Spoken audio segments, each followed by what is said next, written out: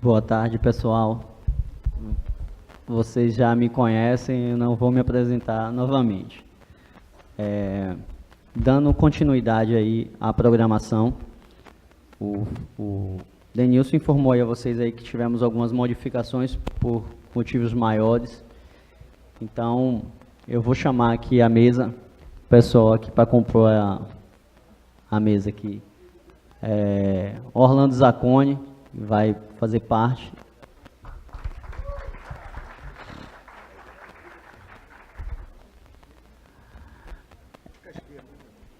É bom, né? Deve ser do Fabrício. Chamar também aqui à mesa o Fabrício Rosa, policial rodoviário federal. Ele também vai compor a mesa.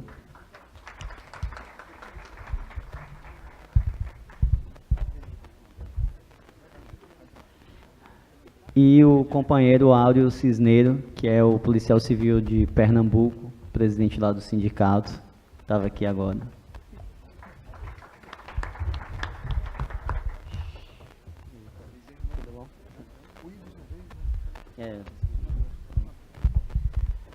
Então, dando prosseguimento aí, como a gente havia falado, essa mesa fala sobre intervenção militar, né?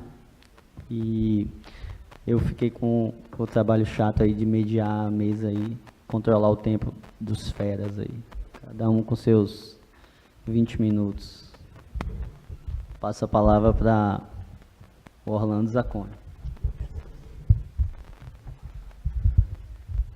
Boa tarde a todos e a todas. Agradecer e estou muito feliz de estar aqui reunido com vocês, com os policiais antifascismo. Nossa, eu vendo a mesa de abertura, eu me emociono porque estávamos sozinhos, né? Agora não estamos mais. Isso é muito bom, né? Então, queria saudar todos os policiais antifascismo que estão na plateia, né? Junto com o público, tem muitos aí, né? Pessoal do Rio, Camila, Saraiva, pessoal que veio do Rio Grande do Norte, os policiais militares, né? Pessoal de Recife, né? De Pernambuco, os policiais civis de Pernambuco. Nosso movimento está crescendo, né? Hein? Sim, do Sul, ô, rapaz.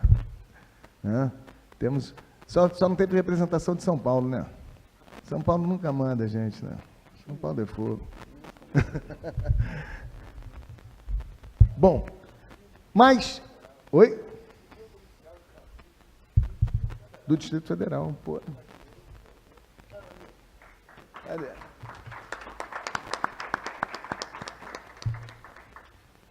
Inclusive, tem uma coisa que nós fizemos no primeiro seminário, que a gente podia fazer agora, que eu acho muito legal.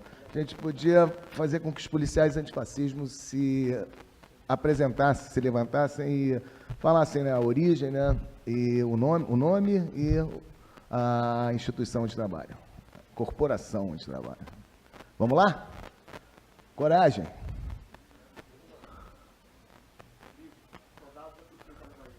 Boa.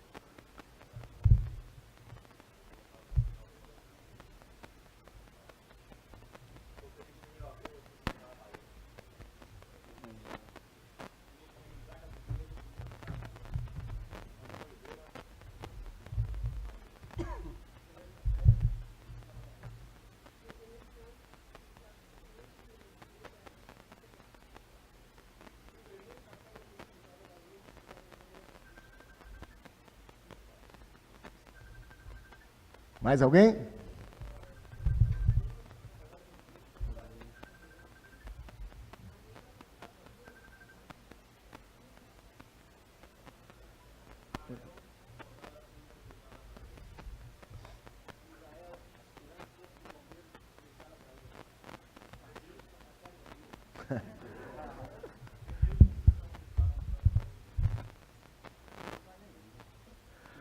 Dá para fazer uma resistência. Já dá. Não dá? Fala sério. Não dá? Com disposição? Mas o momento do segundo seminário, né, que está acontecendo a partir de hoje no Fórum Social Mundial, é um momento onde nós estamos vivenciando uma intervenção militar no Rio de Janeiro, mas que, segundo o discurso, né, que foi feito, né, pelo interventor militar, o Rio de Janeiro vai ser um laboratório, o Rio de Janeiro vai ser um laboratório para todo o Brasil. Ele falou, né? Então, acho que nós temos que discutir a perspectiva dessa intervenção militar, né, com uma visão de uma conjuntura nacional. Não é algo que está acontecendo isoladamente no Rio de Janeiro.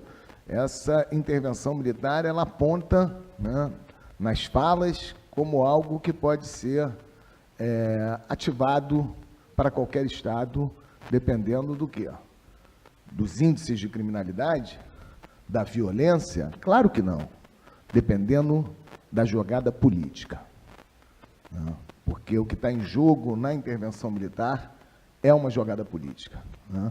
Essa intervenção ela é feita nas polícias. Ela não é feita no estado do Rio de Janeiro. É uma intervenção na Polícia Civil e na Polícia Militar.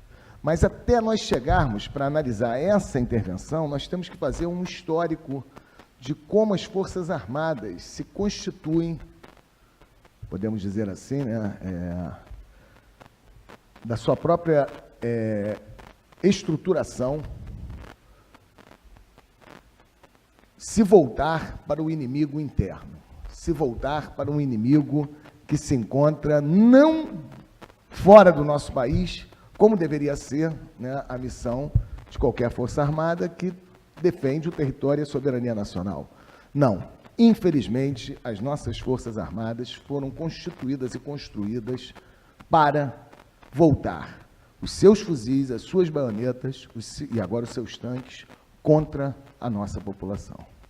E isso não é uma realidade que vem acontecendo agora, não, isso vem do Império. Duque de Caxias é o grande pacificador brasileiro até hoje, né? Aliás, quando a gente ouvir o termo pacificação, temos que nos arrepiar, né? Balaiada foi pacificação, né? Canudos foi pacificação, contestado, só para vocês terem uma ideia, a aeronáutica jogou bomba, teve bombardeio contra a população. Imagina, as nossas Forças Armadas jogaram bombas contra o nosso povo, né? É disso que nós estamos falando. Sim.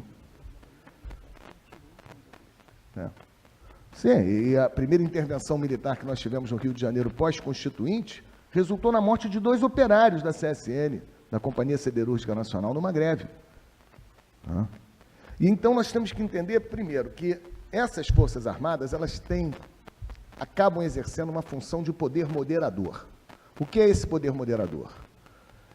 Intervém em momentos de crise política, né? E fazem a intervenção, né, para fazer um paradigma que está na história da nossa sociabilidade. A conciliação, né, das elites e, né, o uso da violência, foi bom, deu sorte, o uso da violência, né, letal em relação, né, ao nosso povo.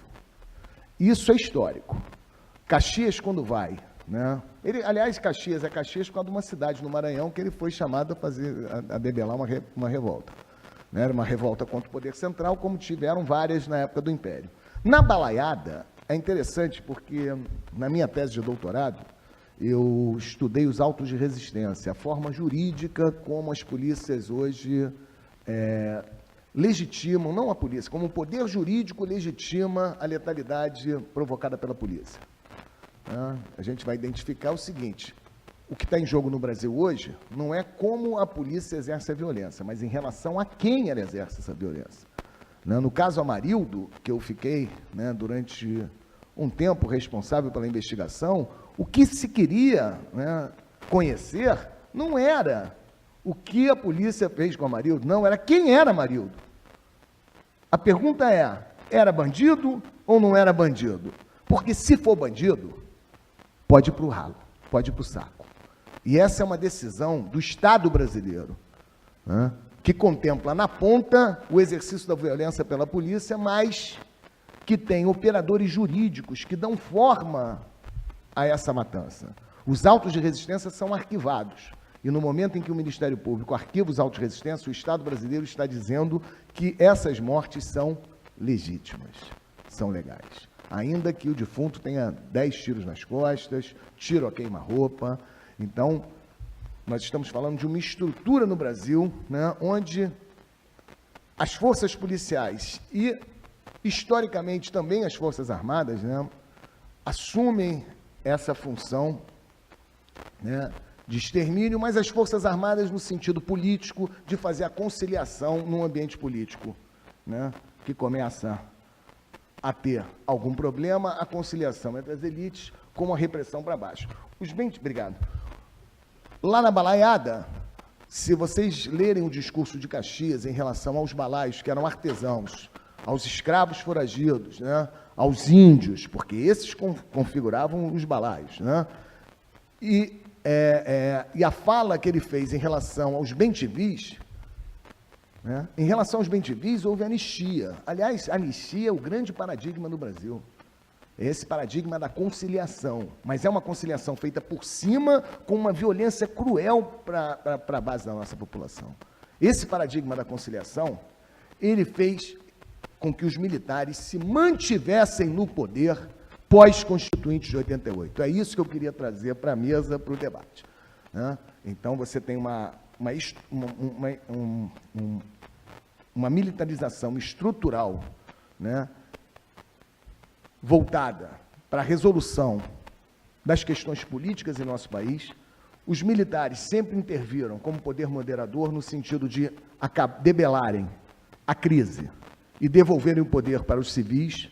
Isso foi histórico, só que quando chegou em 64, eles ficaram 21 anos. 21 não, mais, né? Quantos anos foram que os militares ficaram? 21 mesmo. 21.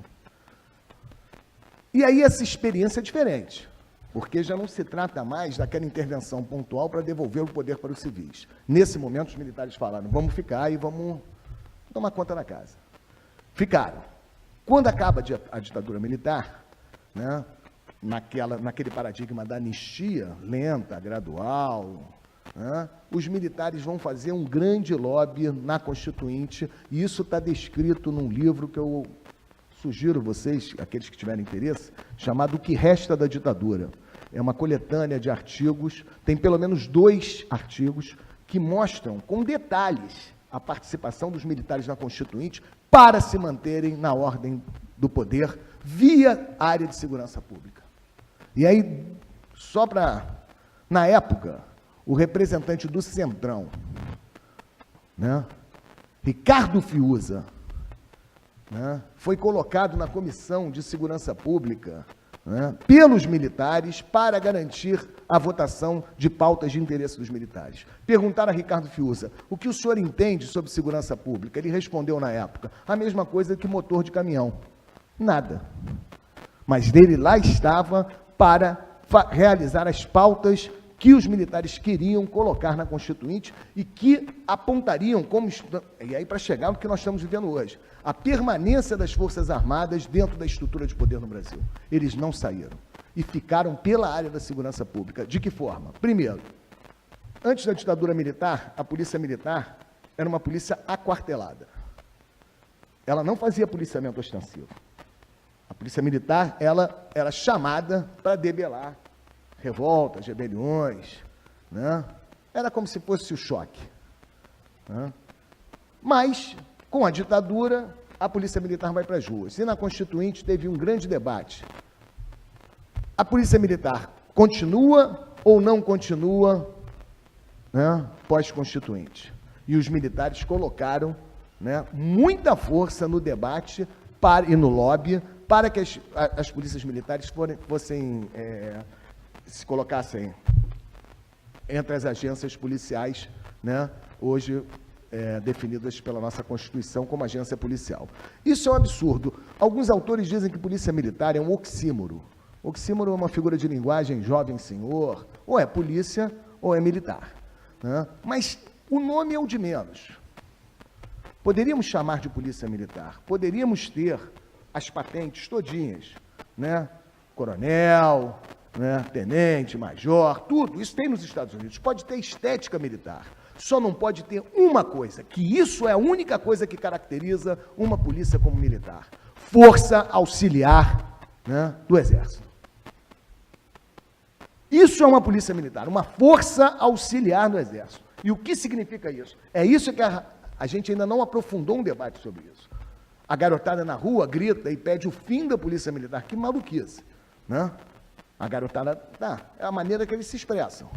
Mas isso no campo político não consegue amansar em nada. O fim da polícia militar, isso não existe. Porque vai trocar ou de nome, e trocar de nome não resolve nada, se ela continuar como sendo uma força auxiliar do Exército. Então, no nosso manifesto dos policiais antifascismo, está bem claro, vocês estão com ele aí na mão, que nós somos contra a participação das Forças Armadas na área de segurança e também somos contra a existência de uma polícia que seja auxiliar, né, do Exército. Não podemos. Por quê? Primeiro, isso quebra a estrutura de uma democracia no que diz respeito às suas polícias. Em que sentido? Vamos entender. O povo escolhe um governador. Se escolhe certo, se escolhe errado, azar dos fatos. Mas o povo escolhe um governador nas eleições. Cabe a esse governador ter a plena autonomia sobre essa polícia. Por quê? Porque nós, cidadãos, ao escolhermos um governador, podemos cobrar dele as ações dessa polícia. Isso aconteceu no Rio de Janeiro, no caso Amarildo. As primeiras manifestações na rua eram: Cabral, cadê Amarildo?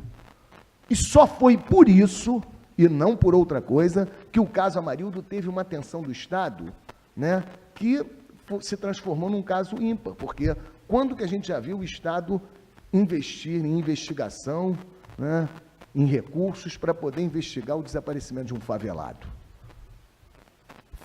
E por que isso foi possível? Porque o povo na rua gritou: Cabral, cadê Amarildo? Aí o que Cabral faz? O cara é governador, bom, não vou segurar esse problema. Vamos investigar, porque ele está sendo cobrado politicamente.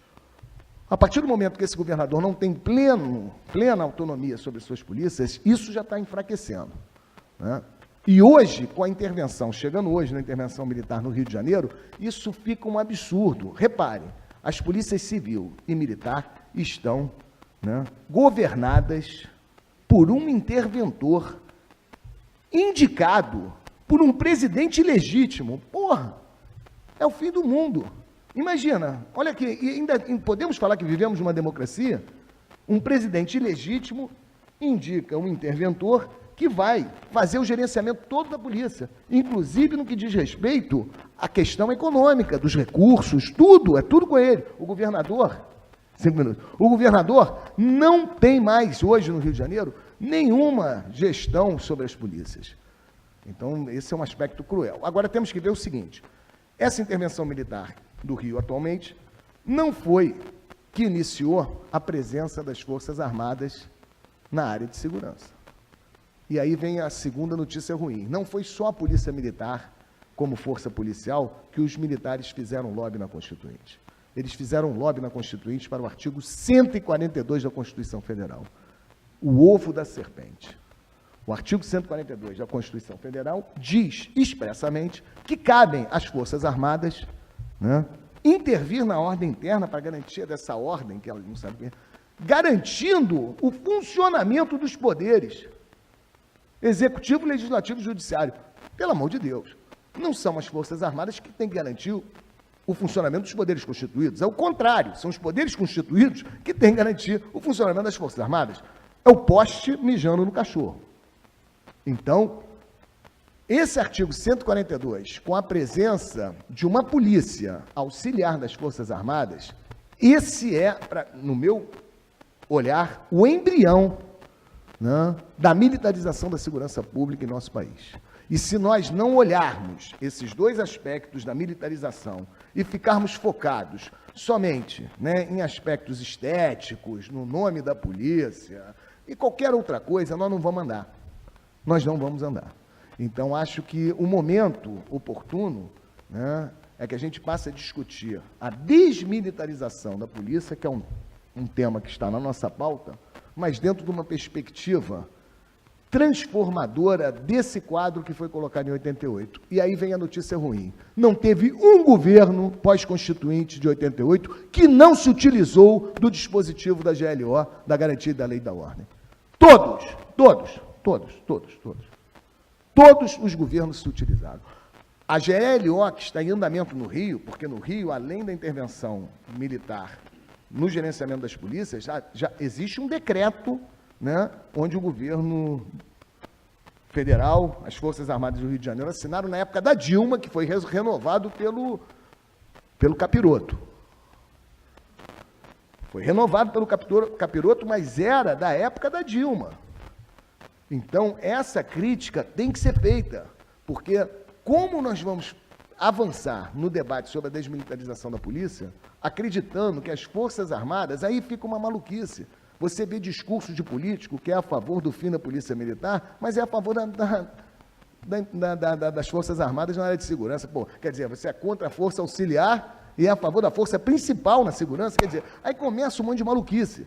E a gente vai ter que dar racionalidade para esse debate. Eu acho que nessas eleições nós temos que buscar, né, se falou muito aqui, né, de questão partidária, o nosso movimento é suprapartidário, mas acho que pela via institucional nós temos que avançar. E por incrível que pareça, né, acho que são os policiais que têm, né, a força para fazer esse debate junto com a sociedade. Porque a militarização da segurança pública cobra um preço desses policiais. No nosso manifesto, mostra a condição de subcidadania a qual um policial militar está, né, colocado no Brasil. Imagina, um policial militar não pode se sindicalizar, não pode fazer greve, não pode ter a livre manifestação do pensamento, não pode ter filiação partidária. É um cidadão? Claro que não, é um subcidadão, né? Então, a militarização atinge também diretamente os nossos policiais. Então, o debate da desmilitarização tem que ser um debate também construído, né, dentro dessa perspectiva que nós estamos querendo apontar no movimento Policiais Antifascismo, da construção do policial como trabalhador. Soldado não é trabalhador.